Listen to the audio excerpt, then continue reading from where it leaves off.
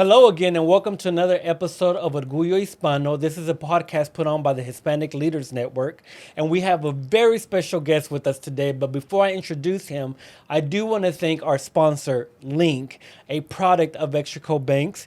Link, thank you for believing in the vision of Hispanic Leaders Network and really making this podcast available to all of the people in Central Texas. So now, as we continue our series on Hispanic Heritage Month, we are celebrating it from September 15th to October 15th. I do want to welcome a very special guest today, Jonatan Garcia, and ask him to introduce himself. But Jonatan came.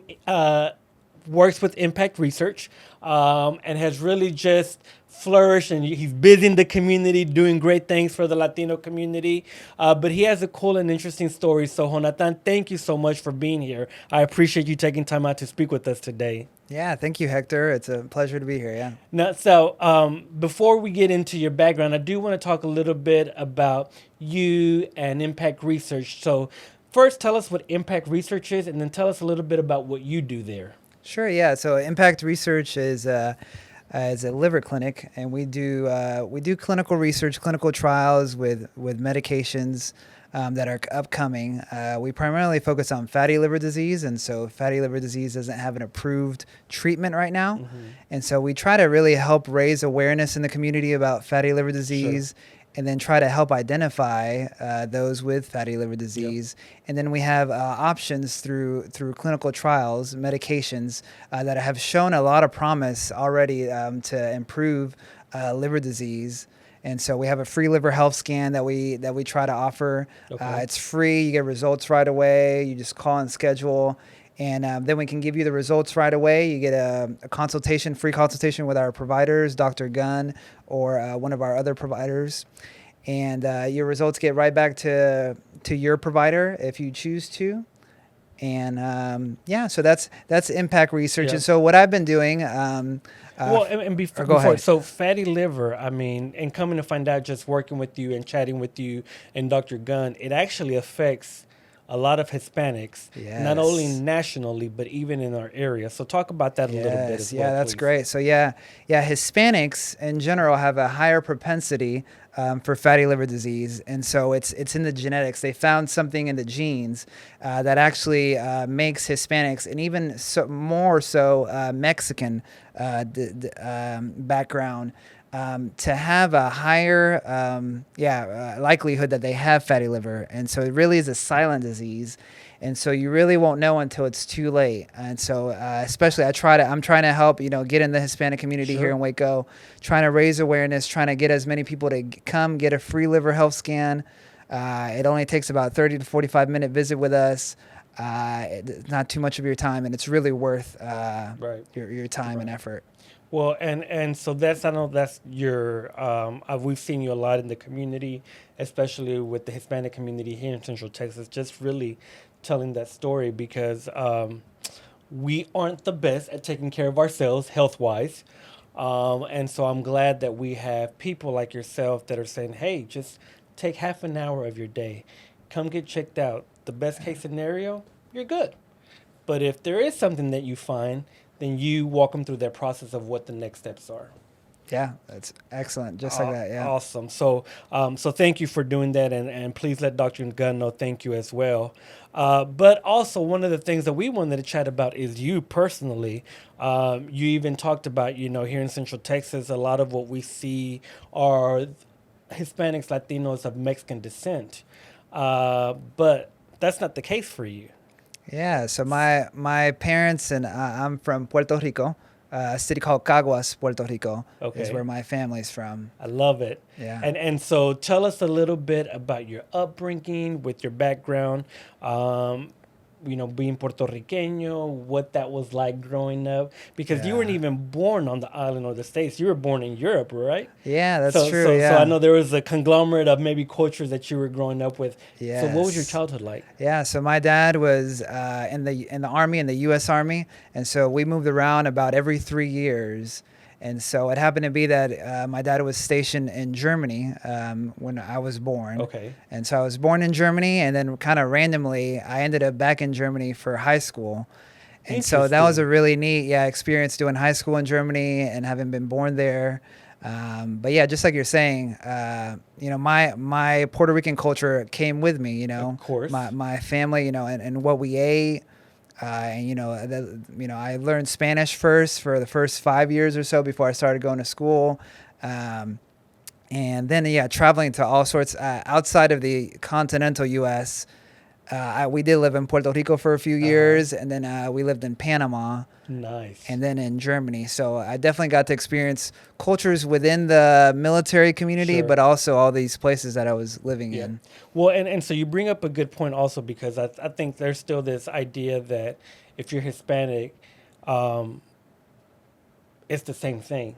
And while there are many similarities between the Mexican culture, the Panamanian culture, or the Puerto Rican culture, there are obviously some distinct differences as well. So let's talk about Yes. those differences, like you growing up, maybe like what it was like learning Spanish first and then English, and then even like the morals and the principles your parents taught you growing up as well.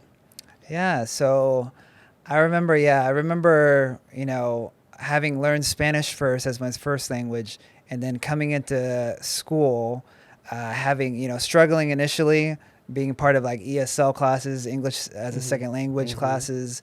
But then, really finding, I think the Hispanic culture in general is very hard work, an ethic of hard working. And so my parents, at an early age were, continue to encourage me to keep going, keep Sure. going. And then really, it was a really good, to look back and see how, how much I struggled initially, but how I really overcame to where, once I hit high school, I was the salutatorian of my class. Wow. And so really excelling, and Congratulations. trying to, and something that was a struggle initially, Right. but really putting that hard work into Absolutely. learning a second language, and then doing well at it. Yeah. So now, as you know, knowing that culturally, how your parents raised you, and you being Hispanic or Latino, what term do you use, Hispanic or Latino? Because I know there's also, Yeah. people use different terms, so I want to make sure that I'm being That's true. Yeah. respectful. I honestly, don't care either way. Okay. So I'm okay with either. With yeah. either one, okay. Yeah. So you being Hispanic and, the way your parents raised you, and now you having your own family, your wife and 3 beautiful girls. Yes. How has that impacted you as you raised your children? Yeah, so I definitely, try to teach the same morals, try to work hard. They see it in what I do, and unfortunately, how much I'm away from home at times. Yeah. And I try to, balance that out. I married my wife speaks a little Spanish, Okay. but she's not Latino. Okay. But that's been very good, Yeah. learning, again, growing and strengthening, from multiple cultures. Sure. Trying to do what I can to teach, my children Spanish, and then also our culture. Right. Trying to It's not always easy, is it? It's not easy. It is. We not had the same easy. issue with our kids, like Yes. trying to teach them Spanish as well. But Yes. when they go to school, all they speak is English, so Yeah. it makes it a little bit more complicated. So I'm thankful for, like, this past weekend we went to the deal at the Mayborn, the Hispanic Leaders Yes. Network Yes, deal. yes, So I'm yes. thankful for things like that. I was able to bring my kids. They were unfortunately, I was one of the first, like, kind of cultural experiences for them with Puerto Rico. Claro. And so it was really good to show them that, to let them be there for that. And so, thank you for that. Of course. For the Spanish How did you Leaders enjoy Network. it? Yeah, we loved it. Good. Yeah. Good. Yeah. So let me, in doing that, so we talked about a lot of the similarities between the Latino cultures or Hispanic cultures, but we even said that, the majority here in Central Texas are those Hispanics that have the Mexican descent. How do you cope with being non-Mexican Latino, being a Puerto Rican? And like you said earlier, that was one of the few events that maybe that was more sided with the Puerto Rican culture. Yeah. How do you cope with that here in Central Texas? Man, that's a good question. To even give you a personal example, I think my oldest, I have a 2, 5, and 7. It's all girls. So your hands are busy. Yes, my hands are so busy. But my oldest, my parents are from Puerto Rico, and so my oldest told, my mother that she thought we were Mexican because that's what she hears at school, majority, that, oh, you correct. speak Spanish, you must be Mexican. Right. And so it was like, like, oh no, I haven't done my job at all, Right. And so it is tricky, I think, having lived in Texas for so long, I've kind of almost like grown accustomed to it. That I kind of embrace, Sure. like I'm like adopted Mexican, maybe to some extent. But I think even when I speak Spanish, Mexicans can very quickly tell that I'm not Mexican. Right. And so I The mean, I think dialect is it's different from every country. yes.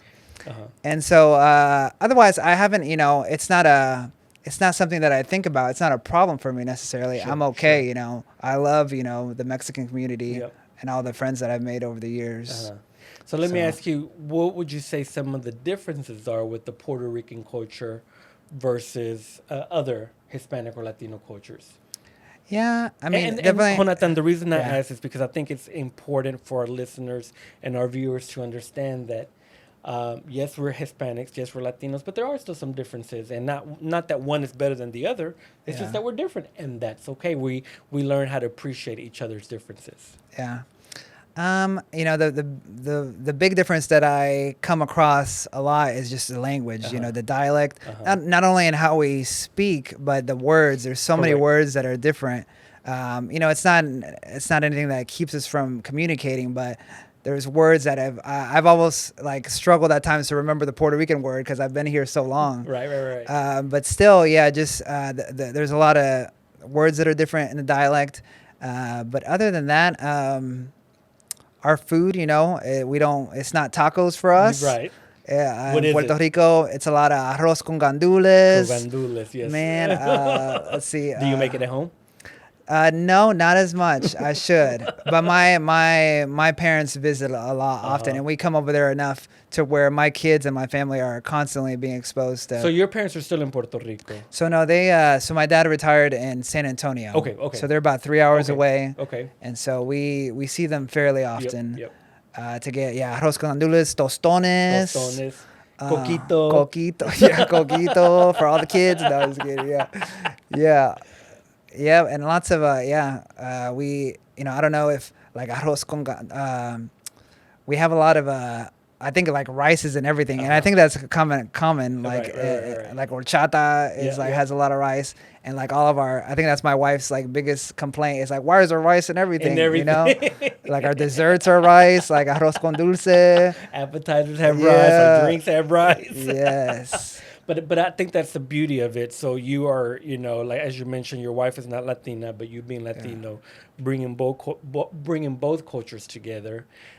What was that experience first like? Like you and your wife getting married and starting your family. Was there ever a time where you saw like really the differences in cultures and thought, how do we navigate this?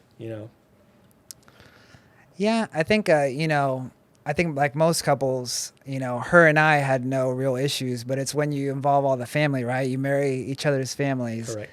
And so I think, definitely one aspect is how loud we are, right? In general, I think Hispanics, but more so Puerto Ricans are a lot louder, I think. So like at our wedding, for example, I feel like the Puerto Ricans were like showing up, being loud, and I love it. like I her love side it. was like super calm.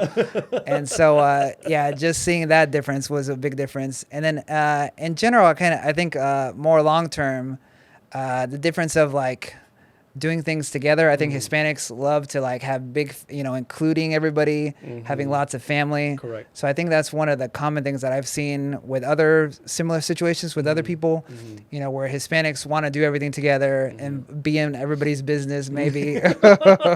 Whether you're invited or not. Yeah, whether you're invited or not, having big things, showing up without being announced, Right. Whereas, perhaps our Caucasian friends are more like, hey, you got to tell me when you're showing up. Yep. You got, we are don't need it. boundaries We there. don't, yes, we don't need to be at everybody's business and being in everything. So yeah, it's been a good balance to see the value in both, Right. see the value of boundaries and see the value in, more like family oriented and doing things together. Now, with saying that, I have noticed, me originally from Central Texas. And even though my parents, I'm first generation American, my parents are from Mexico. Uh, as you said earlier, like, growing up, it was the majority were Mexicans. But now in Central Texas, while the majority are still of Mexican descent, you do see a lot more Puerto Ricans. You do see a lot more Cubans. You do see a lot more Spanish, Panamanian, etc. And so I think that's the beauty that we're seeing in our beautiful city and community. How does that make you feel? Like, even like you mentioned, like going to the Mayborn and having a showcase of Puerto Rican culture, which 10 years ago you wouldn't have found that. That's true. 5 years Yeah. ago you wouldn't have found that here in Waco. How do you Yeah. see that now transitioning? Yeah. Yeah, it's been very interesting. Yeah, I think. Yeah, I mean, you're right. Like, I've been here about 18 years in Waco, and it's wild. Yeah, to see how much it's becoming more diverse, the Sure. Hispanic community, and so I love it. I'm excited about it. I'm trying to think of other examples. And I think, a lot of the industry is playing a big part, right? I feel like Baylor's like attracting lots of people, and a lot of the corporations here are international and bringing a lot of those, Sure. other Hispanics. Yeah. So we're gonna switch topics a little bit, and so one of the fun things that I like to do with my guests on the show is maybe do some fun questions as well. Okay, and so I have to do this because obviously with the Latino music, the way it's taken off the past several years, who has the better music? Oh man.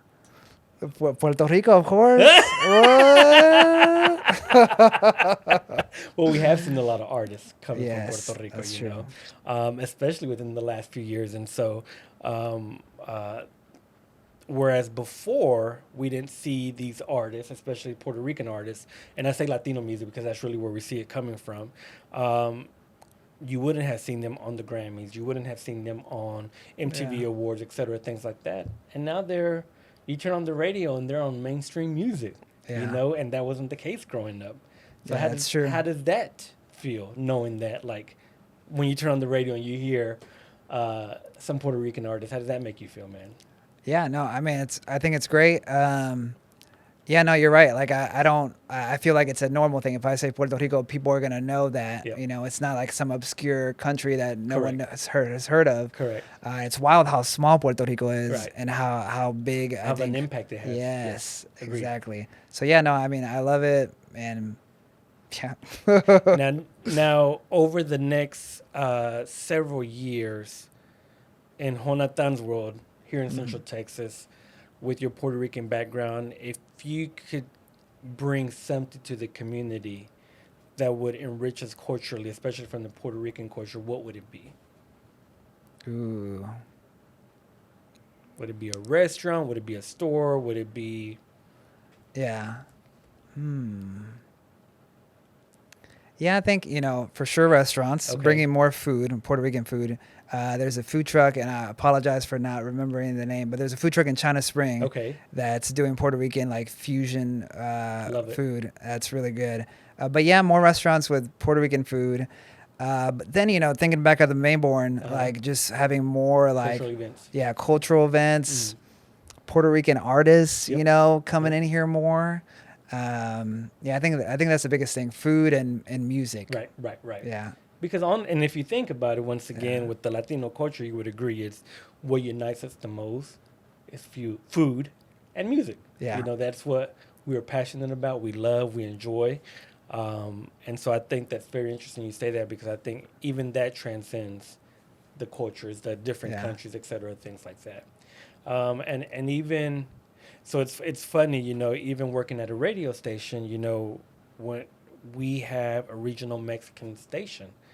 And so when we'd have remotes, we would have a group of course, Mexican descent, but Puerto Ricans that would show up to the remotes because there was no other music or another radio station for them here.